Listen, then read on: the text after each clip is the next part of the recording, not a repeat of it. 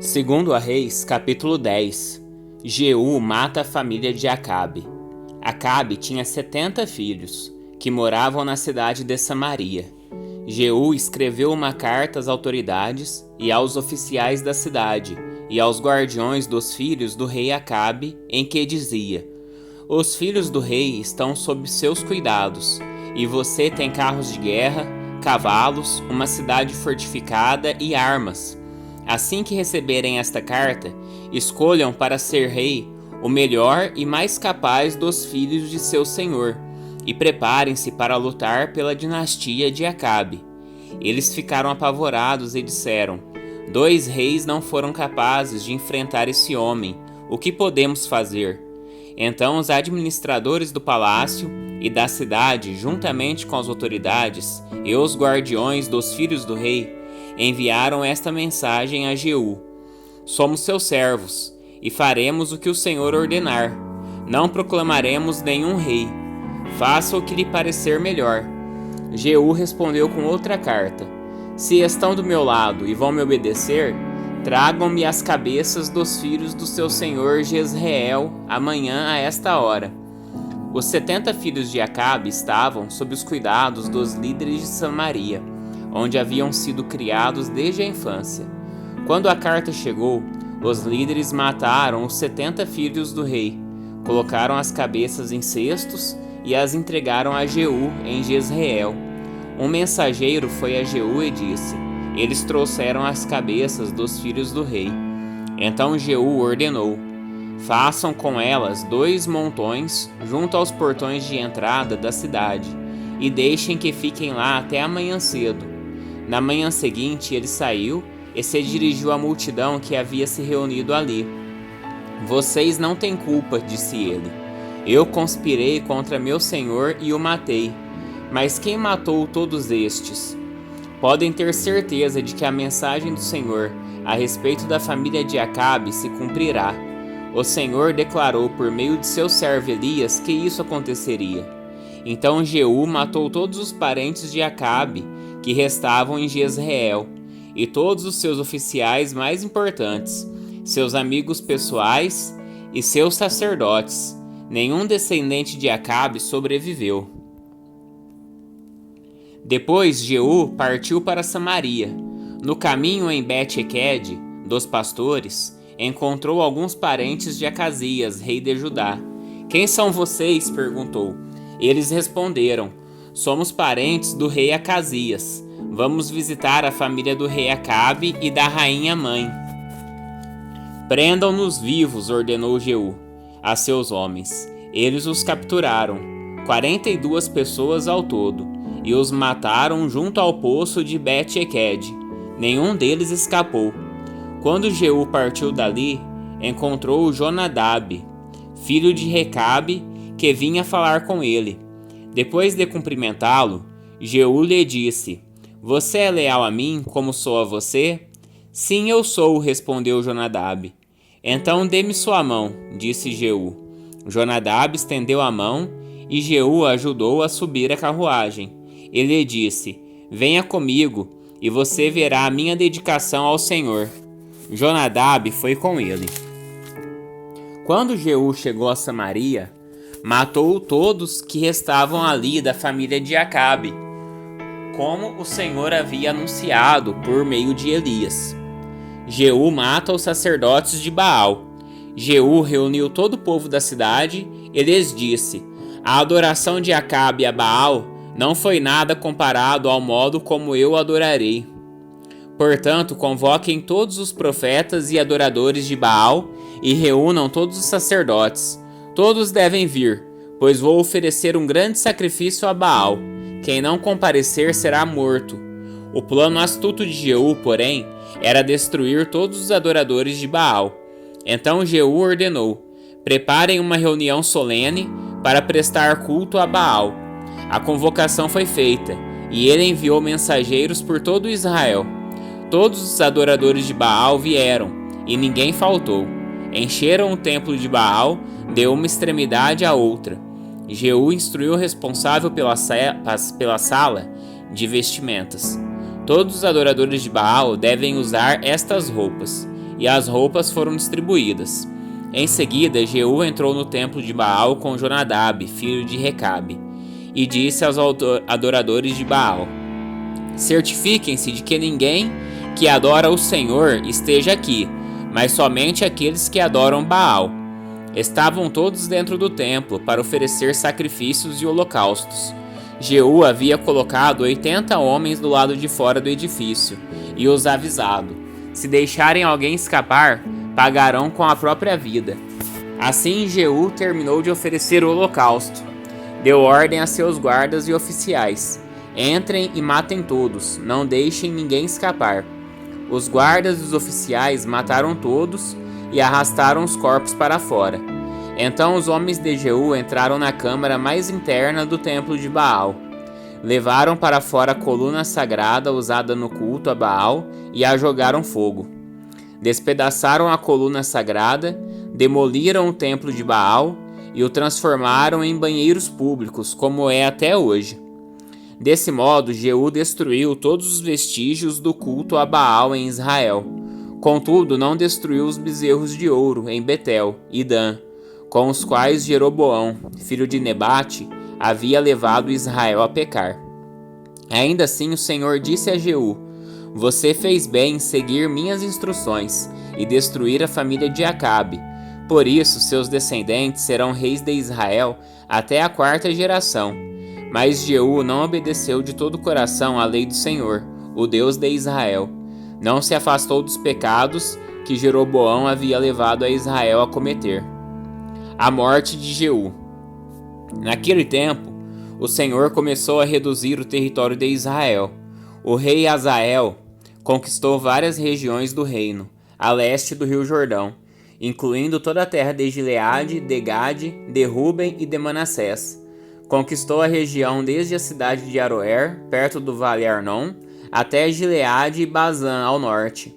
Os demais acontecimentos do reinado de Jeú, tudo o que ele fez e a extensão de seu poder, estão registrados no livro da história dos reis de Israel.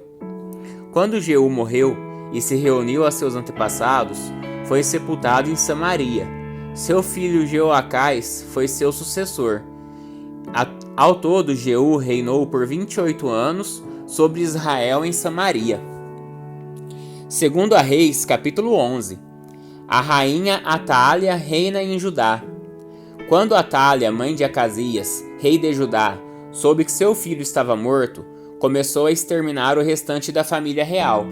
Mas Jeuzeba, filha do rei Jeorão e irmã de Acasias, pegou Joás, o filho ainda pequeno de Acasias, dentre os outros filhos do rei que estavam para ser mortos, e o colocou com sua ama num quarto para escondê-lo de Atália. Assim a criança não foi morta. Joás ficou escondido no templo do Senhor durante 6 anos, enquanto Atália governava o país. Rebelião contra Atália. No 7º ano do reinado de Atália, o sacerdote Joiada mandou chamar ao templo do Senhor os comandantes dos mercenários, cários, e dos guardas do palácio. Firmou com eles um pacto solene e os fez jurar lealdade ali, no templo do Senhor.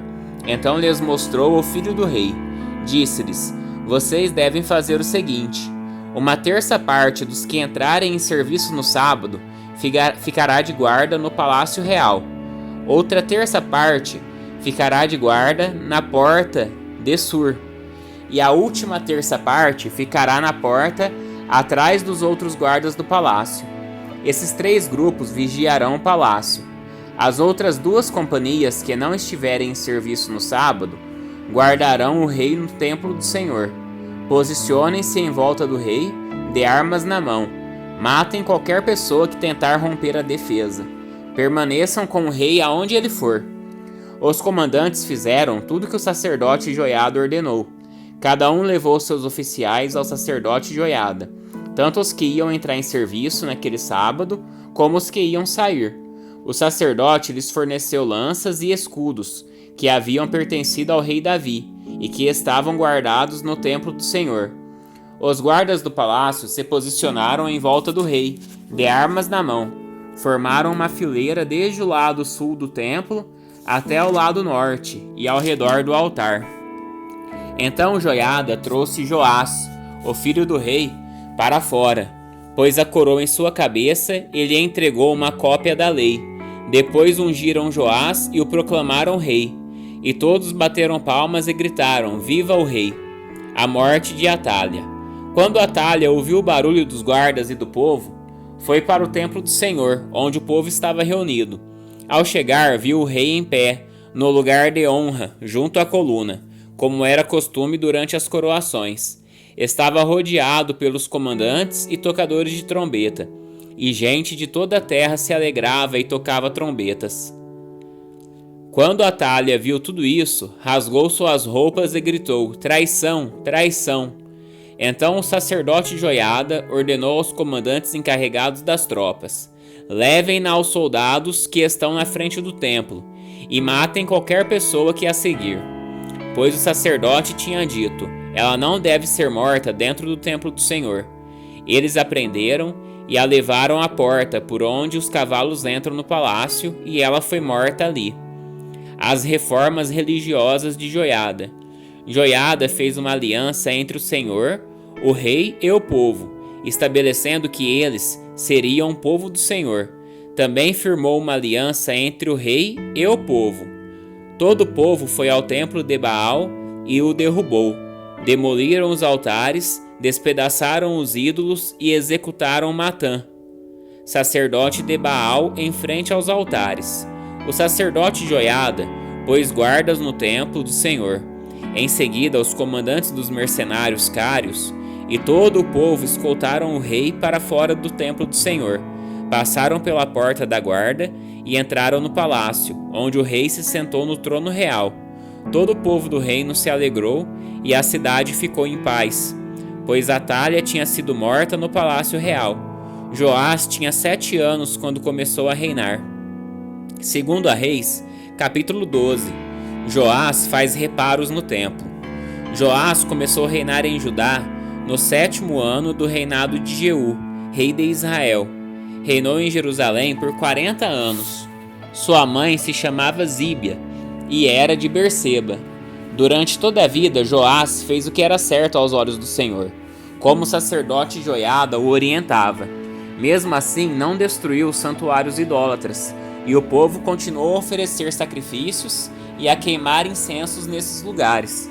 Certo dia, o rei Joás disse aos sacerdotes: Juntem toda a prata trazida como oferta sagrada ao templo do Senhor, tanto o imposto do censo e os pagamentos de votos como as ofertas voluntárias. Cada sacerdote deve recolher a prata com um dos tesoureiros e usá-la para fazer os reparos necessários no templo.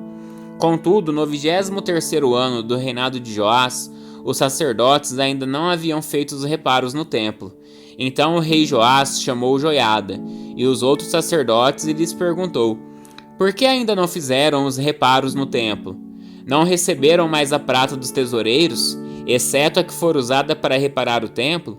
Os sacerdotes concordaram em não aceitar mais a prata do povo e em deixar que outros assumissem a responsabilidade de fazer os reparos no templo. O sacerdote Joiada fez uma abertura na tampa de uma caixa grande e a colocou do lado direito do altar, na entrada do templo do Senhor. Os sacerdotes que guardavam a entrada colocavam na caixa todas as contribuições do povo. Sempre que a caixa ficava cheia, o secretário da corte e o sumo sacerdote pesavam a prata trazida ao templo do Senhor e a colocavam em sacolas. Entregavam a prata aos supervisores da construção, que a usavam para pagar os homens que trabalhavam no templo do Senhor: os carpinteiros, os construtores, os pedreiros e os cortadores de pedra. Também compravam a madeira e as pedras lavradas necessárias para fazer os reparos no templo do Senhor, e pagavam outras despesas relacionadas à reforma do templo. A contribuição trazida ao templo não era usada para fazer taças de prata, nem cortadores de pavio, nem bacias, nem trombetas, nem outros utensílios de ouro ou prata para o templo do Senhor. Eram entregues aos trabalhadores que usavam para fazer os reparos no templo. Não se pedia que os supervisores da construção prestassem contas desse valor, pois eram homens de confiança, Mas as contribuições da oferta pela culpa e das ofertas pelo pecado não eram trazidas ao templo do Senhor. Eram entregues aos sacerdotes para seu uso pessoal. O final do reino de Joás. Nessa época, Hazael, rei da Síria, guerreou contra Gate e a conquistou. Então resolveu atacar Jerusalém. O rei Joás recolheu todos os objetos sagrados de Josafá, Jeorão e Acasias, os reis anteriores de Judá. Tinham consagrado e os que ele mesmo consagrara. Enviou-os a Hazael, junto com todo o ouro que havia na tesouraria do templo do Senhor e no palácio real. Com isso, Hazael suspendeu o ataque a Jerusalém. Os demais acontecimentos do reinado de Joás e tudo que ele fez estão registrados no livro da história dos reis de Judá. Os oficiais de Joás conspiraram contra ele e o assassinaram em Bet-Milo, na entrada para Sila. Os oficiais que o assassinaram foram Josacar, filho de Simeate, e Jeozabade, filho de Somer. Joás foi sepultado com seus antepassados na cidade de Davi. Seu filho Amazias foi seu sucessor.